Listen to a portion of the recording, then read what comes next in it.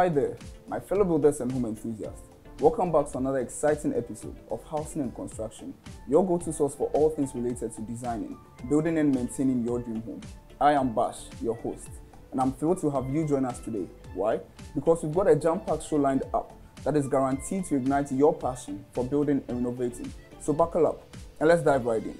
But first, I want to take some time to acknowledge our sponsors. Yes, they are the backbone of our show, providing us with the tools and resources we need to bring you the latest and greatest in the world of construction.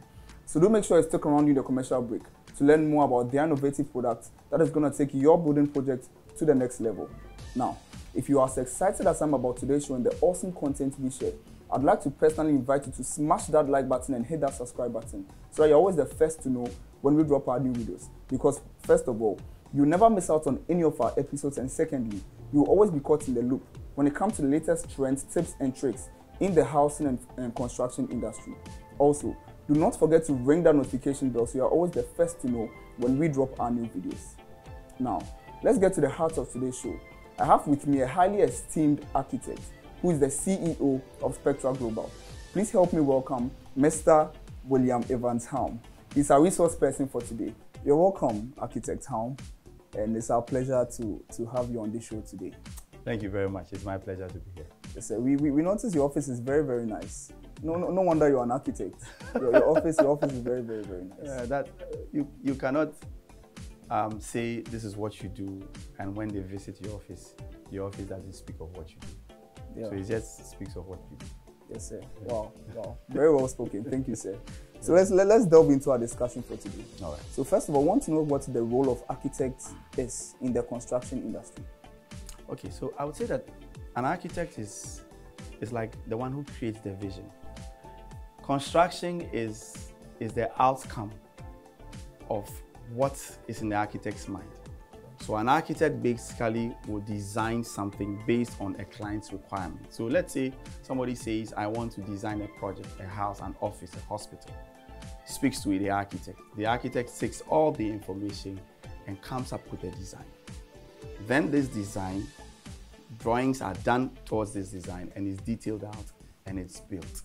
The architect plays a very vital role because he's part of the beginning of the process and is in the process all the way to execution and handing over the work to the client. So the architect will first meet with the client, discuss what the client wants, design it, and even at the point where the builder is building it, the architect is supervising the work, ensuring that what has been designed or what is being built is according to what has been designed, which is according to the client's vision, and ensuring that what the client decided to do is obtained. So if you look at this in Spectrum, you realize that the architect plays a very key role right from the beginning of a project in the discussion with the client to the end when the client takes over his project. And that's a major role the architect plays. It's not only that. In the construction sector, the architect plays advisory roles, as well as even when you travel outside, the whole city landscape are designed by architects. In properly designed economies, you will realize that architects even design what the city should look like. It affects traveling distances. It affects people's lifestyle. So when you sit in your house, how you are living has been defined by an architect. So from what you are saying, architects play a major role in the construction industry.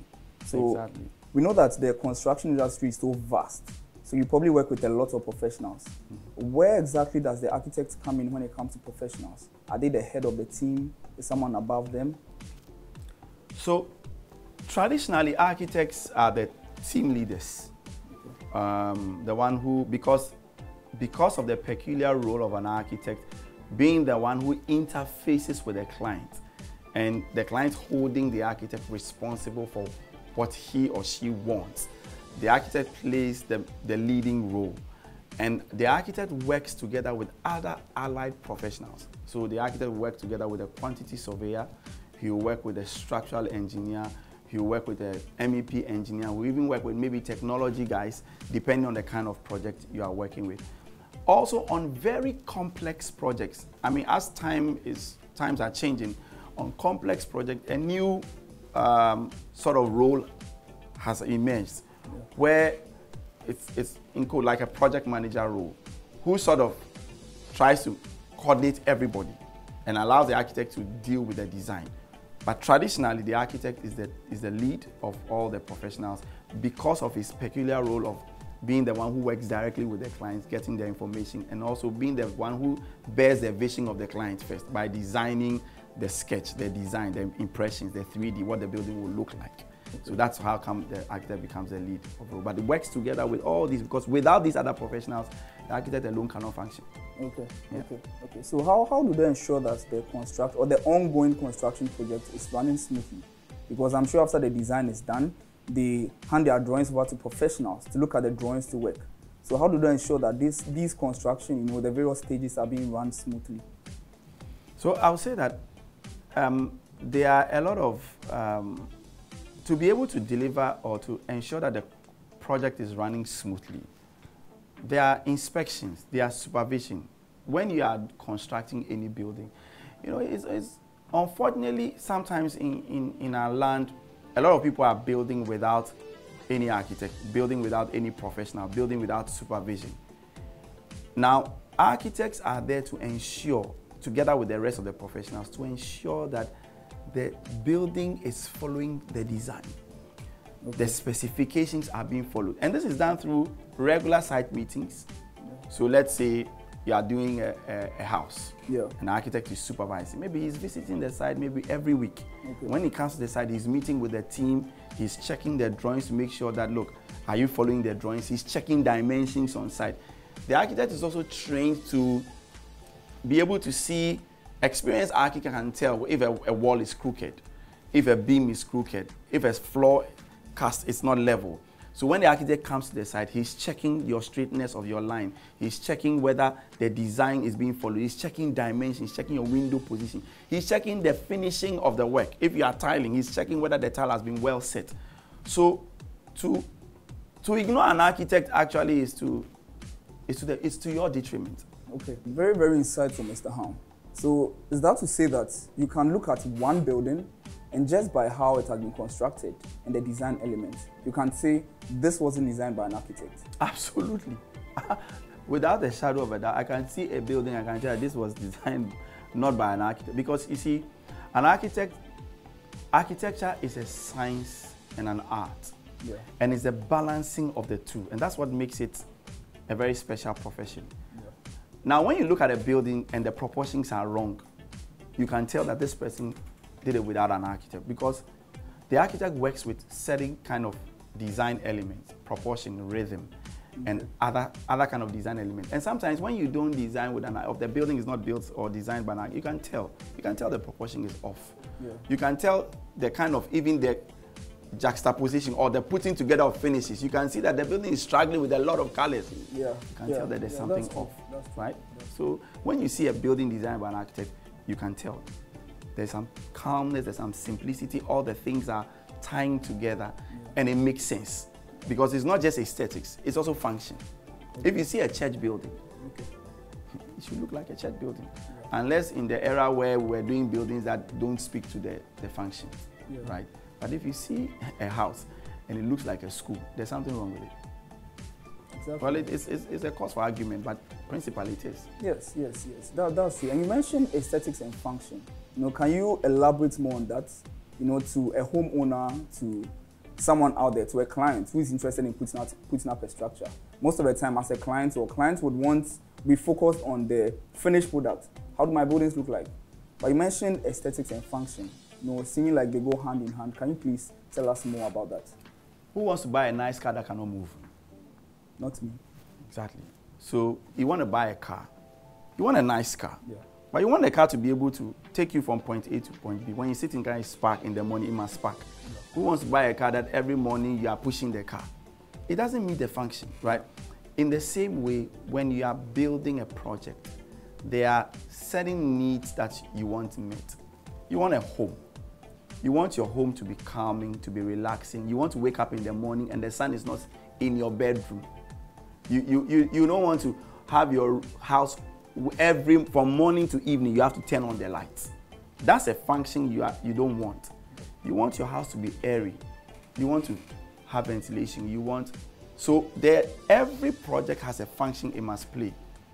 If you are building a church, the church must be able to support the kind of church service you have, whether it's a charismatic church, the way they do the church service. If we are building a theater, the stage, how will people go off stage and come? These are the functions. So for every project, there's a functional portion of the project. And then there's aesthetics or the beauty of the project. And both are important. I mean, you can't say that don't mind the engine, then don't mind the body, only mind the engine. Exactly. No, it doesn't work that way. So for every building, there's a functional part. What makes the building work? If it's a house, it's well ventilated, there's enough lighting. During the day, you don't have to turn on all your lights. You don't have to always have all your ACs on because the room is always hot. Yeah. These are the functions, the basic functions that the house must meet. And an architect understands the science behind how to make the building work. When an architect is designing a home, for example, he's looking at the wind direction. He's looking at where the location is, how that location is being affected by the sun's movement, and what portion of the house will receive the hottest part of the sun, and put things like, let's say, kitchen in that area, and doesn't put bedrooms where in the west, where during the day the sun is the hottest. After 12 noon, that's when the sun is the hottest. If you put your bedrooms in the west, you are making the bedroom very hot and uncomfortable for the person. So there's a science to building. It's not just pick block and concrete and just put something together. So the architect understands the science, has gone to school for 6 years, understands how this is done, comes up with a layout that makes functional sense. But beyond that, you also want a house that is beautiful. Yeah. You want to come to your home and point to somebody and say, this is my house, and not feel shy about it, right? Yes. So the architect also tries to make the house beautiful. That's it. Right. Because this is making me understand a popular myth that people say. People believe that for architects and their drawings, it's just black and white, pencil, a line, and it ends there.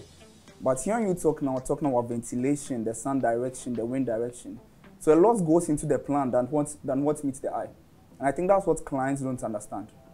So they need to be very enlightened and know that there's more to the architect than just the paper. You also mentioned something early on regarding construction.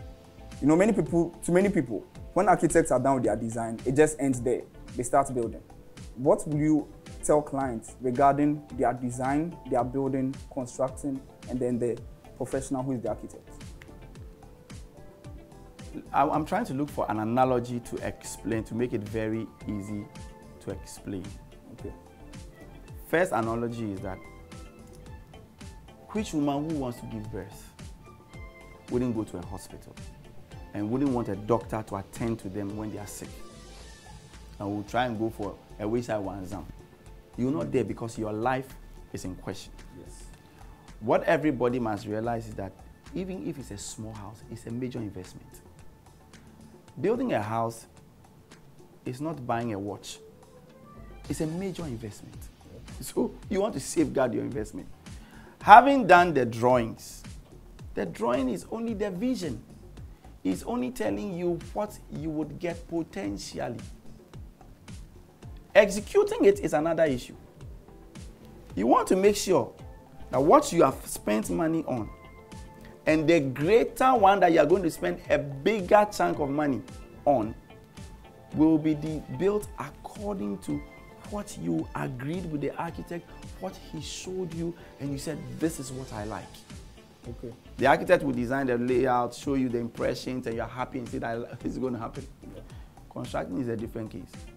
Because you see, the construction process is not, the house doesn't go through a machine to come out. It deals with a lot of people.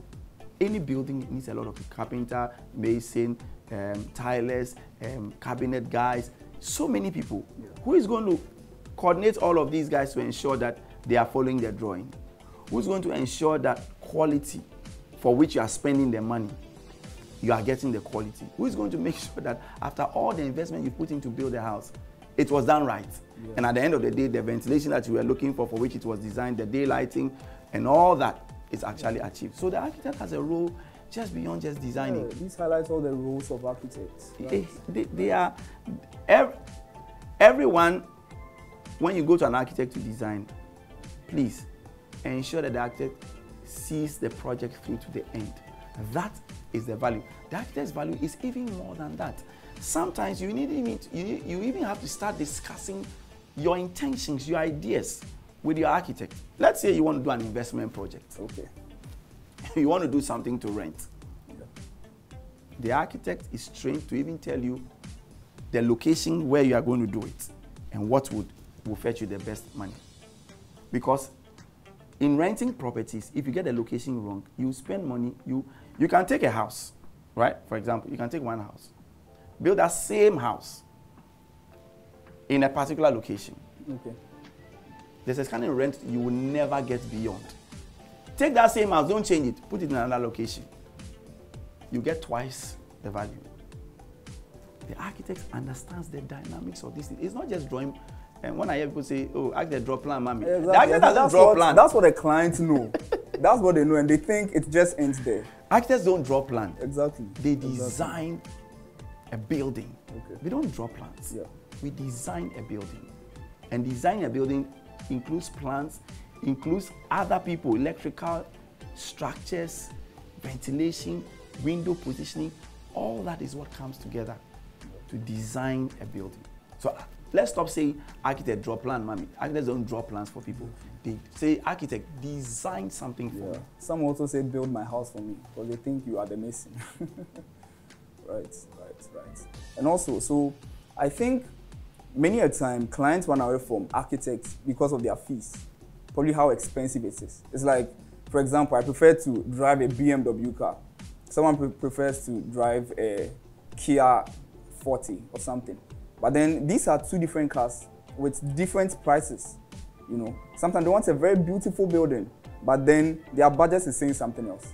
You know, so what is your advice to them regarding the architect and his fees? There is no question about this. It's cheaper to use an architect. And let me tell you why. Okay. There is no architect whose fees is even up to 20% of the cost of your building.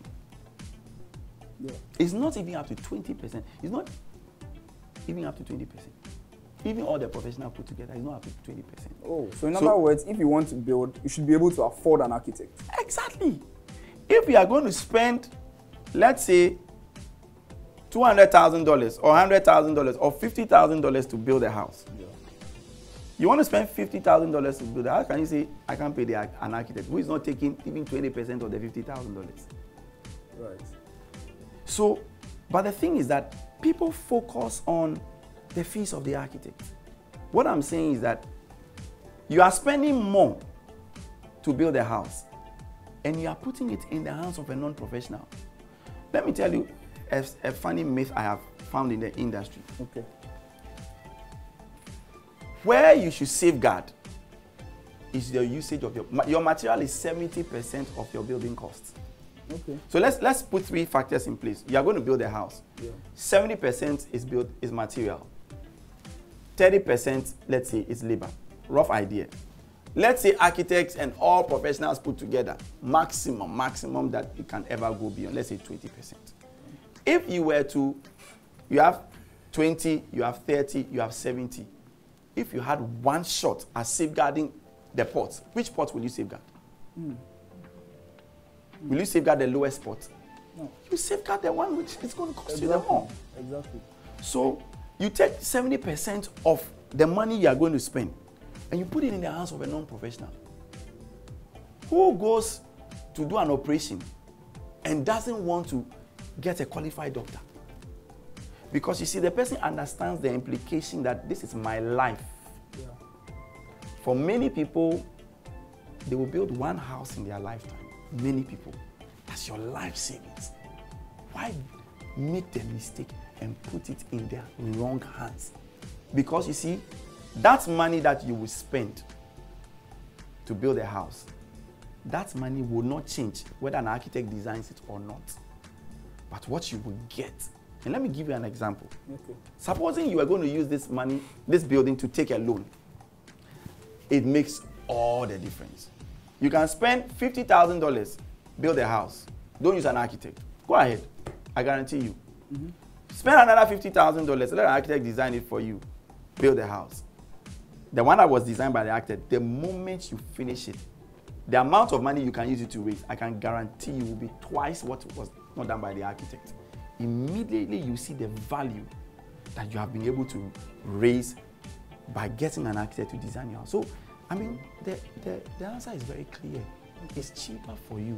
Because many people think that, oh, I didn't pay the architect, I've saved money. How do you know you have not overbought materials?